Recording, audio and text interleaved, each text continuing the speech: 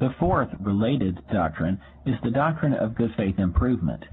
This is essentially a statutory estoppel doctrine, and it exists in those states that have enacted betterments or good faith improvement statutes. These statutes provide some protection for the person who mistakenly and in good faith built improvements upon land belonging to another, even if that person would not be protected by adverse possession or any of the other related doctrines discussed previously.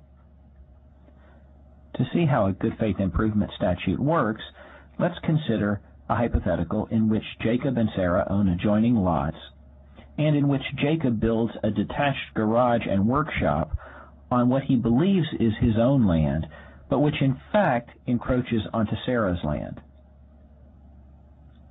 Good faith improvement statutes vary somewhat from state to state, so let's evaluate the Jacob and Sarah hypothetical using a representative statute such as Connecticut's.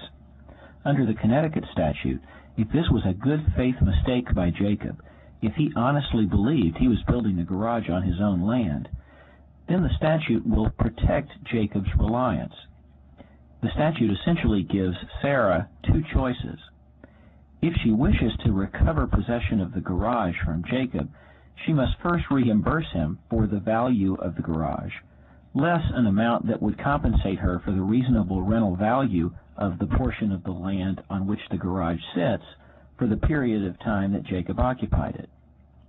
Alternatively, the statute would allow Sarah to force Jacob to purchase the land on which the garage sits at the fair market value of the land as determined by the court, assuming the parties couldn't agree. Where they exist, good faith improvement statutes function to prevent unjust enrichment of the party on whose land the improvement occurs. For example, Sarah would be enriched if she were allowed to recover possession of the garage as part of her land without having paid anything to Jacob towards its construction. To the extent that Jacob built the garage based on a good faith mistake, we might consider such enrichment to be unjust. A good faith improvement statute would allow a court to protect Jacob's mistaken expectations in this circumstance. However, you should recognize that Jacob would raise a good faith improvement statute only as a last line of defense.